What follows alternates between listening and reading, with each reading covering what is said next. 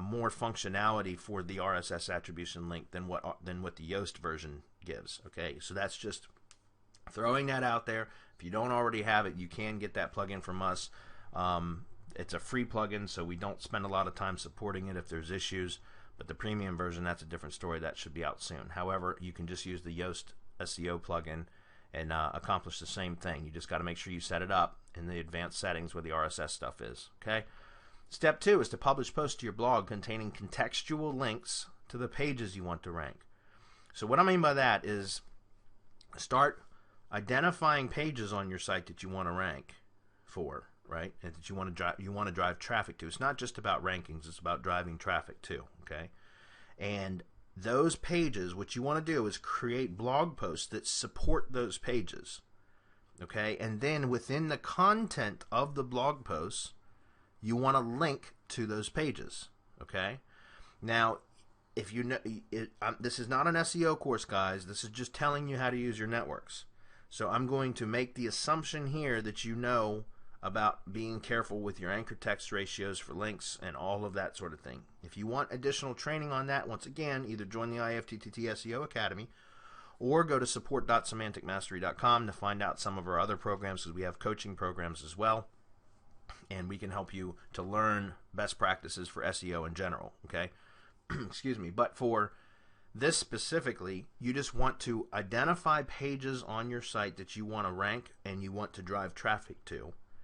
Then create supporting blog posts that support those pages, and within the content of those posts you want to put a link to those pages.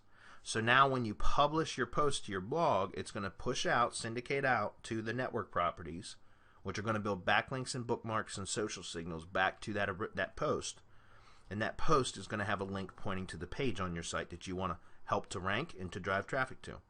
Okay, so you can see how it starts to funnel juice and traffic back to that page on your site that you want to drive people to. Okay, so very, very important that you do that. All right, step 3 is if using tiered networks, add related content feeds to the tier 2 networks. Now, if you're not familiar with what we teach in IFTTT SEO Academy, once again, I highly recommend that you go pick that up so that you can understand this better. Okay, but again, I can't go into this too deep.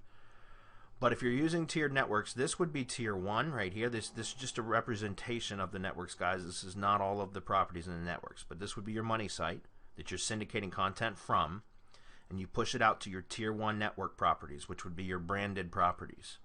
Okay, then the Blogger, Tumblr, and WordPress, which are additional blogging properties, right, that you're going to be republishing your content from automatically through IFTTT. It's going to post the post over here to Blogger and the Tumblr and the WordPress. You can build for 2-tier networks. You can build additional IFTTT rings around each one of those. Okay, so those are IFTTT syndication networks that are now being fed by Blogger, or being fed by Tumblr, or being fed by WordPress. So it's a 2-step process. So you first post to your blog, which would be here. Then your blog post syndicates out to your network properties, which would include Blogger, Tumblr, and WordPress. Then Blogger, once that post publishes, which is done automatically through IFTTT, when Blogger publishes, then it's going to syndicate through a secondary network to another network of sites. Okay, you see that? So that becomes tier 2 links, because now the links coming from the attribution part of it from these properties are going to be pointing to the source, which is here, and this is going to point to the source, which is here.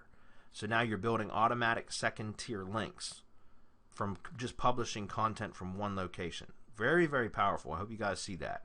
All right, but the problem with, or it's not necessarily a problem, but what you have to be aware of with blogs and blog syndication networks is that you don't want to leave a clear and identifiable footprint with an elaborate network structure like this, because that can get you into trouble. With YouTube, it doesn't matter. I've tested it, and I'm telling you, there's no footprint issues with YouTube, especially when you use the recipes the way that we set them up, because all we're doing is republishing Google's code, right? We're becoming a publisher for Google and YouTube, because we're republishing YouTube videos, and we're not using it to build a bunch of spammy links and all that. So just stick with what I'm talking about here for blog syndication specifically. But for blogs, you don't want to do that, okay? Because that would be what it looks like. In Google's eyes, you'd be clearly trying to manipulate search by setting up links, network structures like this. So it's okay to use them, provided understanding that right here where you set up the trigger recipes for Blogger, Tumblr, and WordPress, you want to have additional content feeds feeding these networks as well, so that you're you don't want just every single post on Blogger to be pointing back to your money site, and then especially on these second tier network sites where everything that's posted on these are just the same content from your money site, because then there's if there was ever a manual review of your backlink profile, it would become very, very clear that you were using these networks to manipulate the search rankings, right? And it's to artificially inflate your search rankings, which is against Google's terms of service. Now listen, just to be 100% clear, anytime you intentionally build any backlink, you're in violation of Google's terms of service. But we all do it, right? The idea is to try to make it look as natural as possible. So, and it's hard to do that with complete automation. But what we've done through lots of testing, and I've been doing this since 2010, and it still works like crazy, is if you're going to set up second tier or two-tier networks for blog syndication, then at this point right here, so you're syndicating content to Blogger, to Tumblr, and to WordPress, but you can also insert additional trigger recipes to add additional content from other sources, so that additional content will publish here as well, and populate all of these sites with content from other sources, so that your specific blog posts only get published, or they get kind of buried among other content. Okay, so you still get the SEO benefit because you're still getting the link back to your site from the attribution link in the content in the RSS feed, but at the same time it's being mixed in with content from other sources, preferably high authority sources that have good social metrics and good social activity. Okay, because then several things happen here. One, you get to hide your footprint. Number two, you get to keep your networks updated with relevant and related content from high authority and high social activity properties, which helps to further enhance or further improve the theming of these networks and increases page authority and trust signals, which would be trust flow, a metric by Majestic SEO. Guys, this is SEO training here that I'm telling you. And I said this isn't really supposed to be SEO training. I just want you to understand how to use these networks properly. Okay? So just keep in mind that related content RSS feeds, you want to set up some additional triggers. This is not something that we're going to do for you as part of the Done For You network builds. We will set up this entire structure here without the related content RSS feed. That's something that you're going to have to do. It's not hard to do. If you need more information on how to set up recipes, again, I highly recommend you go purchase IFTTT SEO Academy at iftttseo.com. Okay? So, that said, the next step would be to build additional links to your network properties. And for that, if you guys don't have if you have your own link building solutions, absolutely you can use those. And what I mean by building additional links is to just start building links to Twitter and app.net and Bitly and Buffer, where that's actually Google Plus property that you syndicate to via Buffer. Delicious, this is Digo, Google Drive, the public folder, Instapaper, Navia, which has been deprecated, so we're not using that anymore, but we have other replacements. This is OneNote, Pocket, Reading Pack. You start building links to these properties. You could build the tier 1 and you can build the tier 2. We talked about this in the previous video, so I'm not going to go into that too much right now. But if you want, we have developed a specific system that we use and developed just for these networks. Okay, and you guys can check that out at links.semanticmastery.com. Again, that's links.semanticmastery.com, and let us do the link building for you to our standards. Okay, very, very powerful way to boost the effectiveness of your networks. Lastly, one question I get a lot about setting blog content, besides how often should we post, and that's really, by the way, how often you should post depends on your specific industry. You don't want to go crazy. Like if you're in the home repair industry and typical home repair, local business sites, local business local contractor type sites might post once every 6 or 8 weeks, right? So you don't need to post 3 times a week. That would really be overkill. I mean, you can if you want, but I just know that would be overkill, and your content needs would be high for that. You could post, once a week, and that would be more than sufficient. Okay, but there are other industries, like let's say that you're in the technology industry. Maybe you have a mobile device e-commerce site. Well, there's a ton of content in that industry. People are compulsive content creators. So for that, you might need to post twice a day, 5 days a week at least, and that'd be 10 posts per week. So I can't tell you exactly without knowing details how many times you should post per week. But just know that in order for these networks to work properly, you need to have consistency. Consistency is more important than frequency, although to a degree, there you need to have some level of frequency as well. So you can't just post. You can't say I'm going to post once per month and I'm going to be consistent and, oh yeah, this is going to work great. It doesn't work like that. It will work, but it might take you a year and a half before you get results. You're better off posting, like, I would say a minimum of once every 2 weeks for a local business where that's appropriate. But for most businesses, I would say at least once per week. And if you do 2 posts per week, you're going to see faster results. But stay consistent. That's what I meant by consistency is key here, guys. Stay consistent. Set up a posting schedule and stick to it. And I don't recommend that you do this yourself. I recommend that you hire virtual assistants to do this, that you outsource the blog posting, okay? Because remember, the networks that we're providing you guys will absolutely automate your backlinks and your social signals. And if you're doing YouTube syndication, it'll automate your embeds too. But for blog syndication specifically, it will automate your backlinks and your social signals. So it's a matter of just all you need to do to make this work is just publish content, okay, and do it consistently.